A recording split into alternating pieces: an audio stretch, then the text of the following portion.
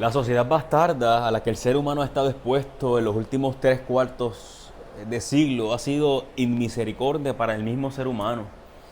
Ha conducido a millones de almas a padecer de incertidumbres existenciales como si fueran ganados caminando voluntariamente al matadero para alimentar el apetito voraz de unas bestias que no tienen sentido de la saciedad, para lograr que millones de almas se pierdan en los laberintos existenciales de la vida. Se han valido de medios de poder. Y estos medios de poder han confabulado para entretener a las masas mientras les sugestionan una manera de pensar, de expresarse y de opinión uniforme, conforme a los estatutos que se ocultan tras una nube de opio. El ser humano ha ido debilitando de manera progresiva y exponencial las costumbres y tradiciones que heredaron de sus abuelos. Se ha pasado de ser un ferviente creyente en un solo Dios a crearse para sí mismo una amalgama de religiones y espiritualidades hasta diseñar el Dios a la medida. Se ha pasado de adorar al Dios que se hizo hombre para que el hombre pueda enaltecerse a sí mismo como si fuera un solo Dios. En efecto, el mismo hombre se ha hecho para sí mismo su propio Dios. Y esto se debe en buena parte al relativismo, que ha generado una pandemia de incertidumbres existenciales en los seres humanos, quienes confundidos pretenden opacar el brillo del sol simplemente volteándole la espalda. En efecto, el relativismo ha consolidado uno de sus grandes objetivos, y es que a pesar de la necesidad que se lleva en el interior del ser humano de responder las grandes interrogantes existenciales de la vida, que surgen de manera innata en el interior, el ser humano haya rebajado y desdibujado su fe y la imagen de Dios hasta disolverlo y quedarse en la nada. Ha sido un negocio que le ha costado muy caro a la sociedad. El precio de este negocio es inimaginable para el ser humano.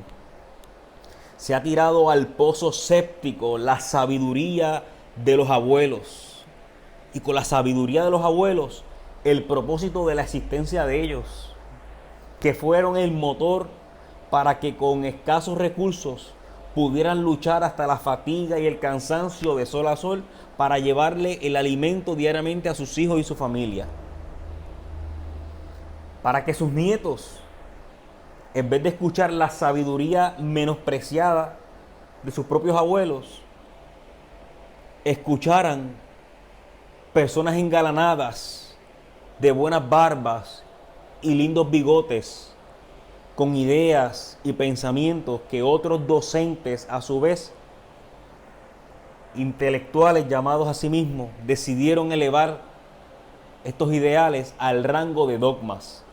Y quienes se atrevan a contradecirlos van a ser herejes de por vida y excomulgados. Con esta introducción les voy a compartir unas pinceladas del tema del relativismo que se encuentra en el capítulo 7 del libro Sociedad Bastarda, bajo el subtema Yo soy dueño de mi verdad. Cuidado, que en vez de ser dueño de mi verdad me haga esclavo de mi verdad o de esa verdad. Es importante que los lectores puedan reflexionar en ese tema. Ese tema de relativismo no es para pasarlo de largo, es para, como todos los que están aquí, para reflexionar. Pero en este punto es el eje, es uno de los ejes centrales de la tesis Sociedad Bastarda.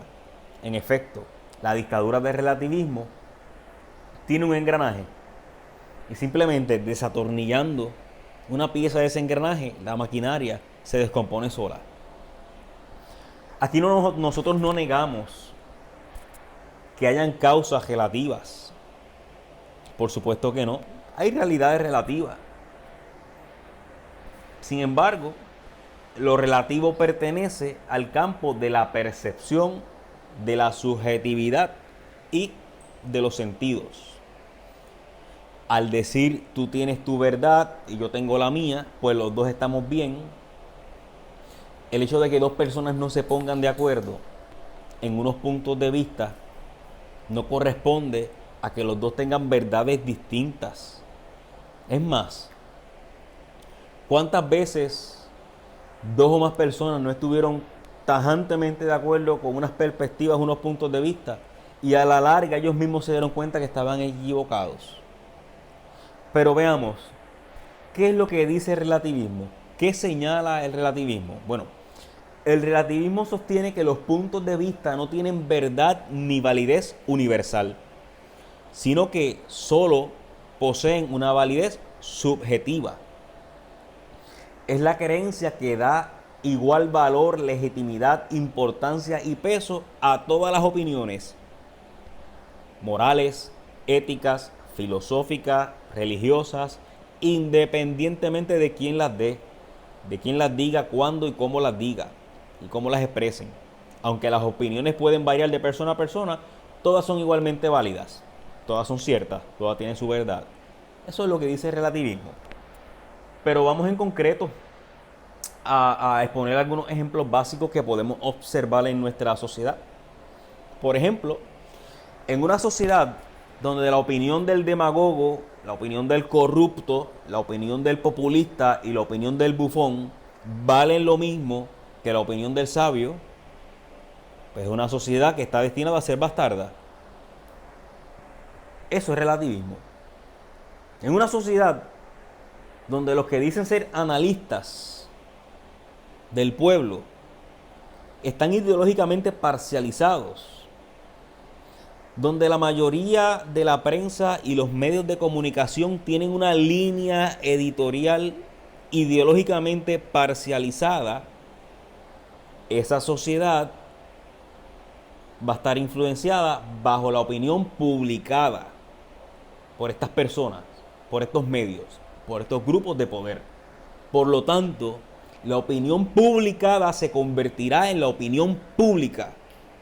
Una sociedad que le imponen un pensamiento único, un criterio único, una opinión única, y quien disienta nadará contra corriente y sufrirá el destierro o la excomunión de la sociedad. Por ejemplo, puedo compartir con ustedes una anécdota que tiene que ver directamente con el libro. Estaba en un curso de psicología. No voy a comentar si es profesor o profesora. No, el profesor o profesora no es la materia, sino es el contenido. De hecho, es un profesor o profesora excelente, excelente ser humano, excelente persona. Hacen lo que pueden con lo que tienen. Pero estaba hablando sobre la teoría del pensamiento postformal, que en efecto es una teoría que habla del relativismo. Exponen esta teoría del pensamiento postformal y al finalizar yo le pregunto cómo se expone o cómo se ejecuta esa teoría si se ejecutara. Esa teoría no pretende ejecutarse de manera absoluta. A lo que me corresponde, no, bueno, sí, es algo que es verdad. No, el hecho de que sea una teoría no significa que no sea aplicable. En concreto, sí es aplicable. Y a la verdad, José, es que todo en la vida es relativo. Y yo me reí por dentro porque había acabado de terminar el tema de relativismo. O sea que estaba bastante fresco en mi mente. Y tomo un bolígrafo y lo dejo caer. ¡Pap! Se cayó. Y yo le dije, ¿qué fue eso? Y me dijo, pues no sé, explícate. Eso es la ley de gravedad. La ley de gravedad no es relativa. La ley de gravedad es ley de gravedad y es algo absoluto. Le voy a dar otro ejemplo en concreto. Mire, yo entiendo que hay muchísimas cosas relativas porque pertenecen al campo de la percepción y los sentidos. Y siempre uso este ejemplo, lo que para un esquimal de Alaska viene al Caribe y se encuentra en la montaña con 50 grados, es caliente, para un puertorriqueño de la costa, va a la montaña, 50 grados, se está congelando del frío. La temperatura en ese sentido es relativa, pero a la misma vez la temperatura es absoluta. La temperatura es absoluta cuando el punto de ebullición tiene unos grados específicos. La temperatura es absoluta cuando el punto de congelación tiene unos grados específicos. Por lo tanto, aquí tenemos el mismo ejemplo de temperatura siendo relativo y siendo absoluto. Y me contraargumenta diciéndome que esto pues puede corresponder a las leyes de la física, pero estamos hablando de seres humanos en concretos. Y como seres humanos, pues prácticamente todo es percepción y todo es sentidos y emociones y sentimientos. Bueno, la clase de psicología, ¿no? Todo es teoría. Todo es relativo en psicología. Y yo lo dejé ahí porque a mí me gusta respetar la autoridad. Y la autoridad en el aula, pues es el profesor o la profesora. Y me gusta respetar. No significa que me arrodille ante la autoridad. Eso es otra cosa. A lo que unos compañeros que me conocen hacen unos comentarios como que, deja de estar jetando a los profesores, quién tú te crees que tú eres. Y se ríen de manera burlona y yo digo, yo puedo contestar a eso. Y muy fácil puedo contestar a eso. No quiero contestar, pero sí.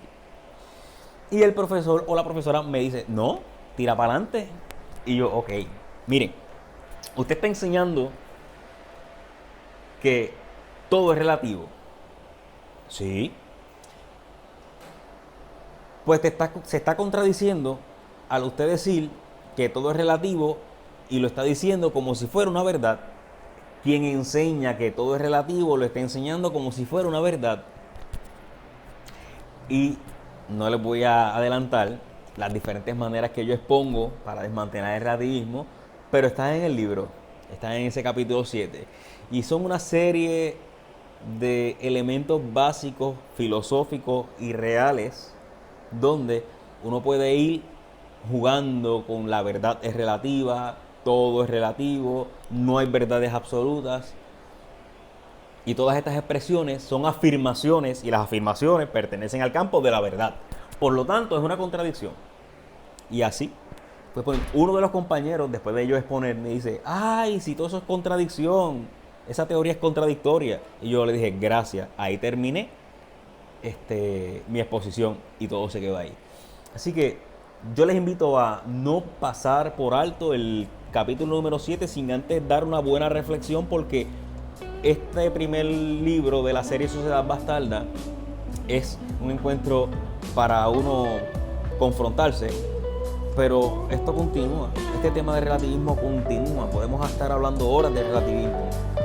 Y pues nada, les invito a todos los lectores a enfocarse y no dejar pasar la reflexión del capítulo número 7.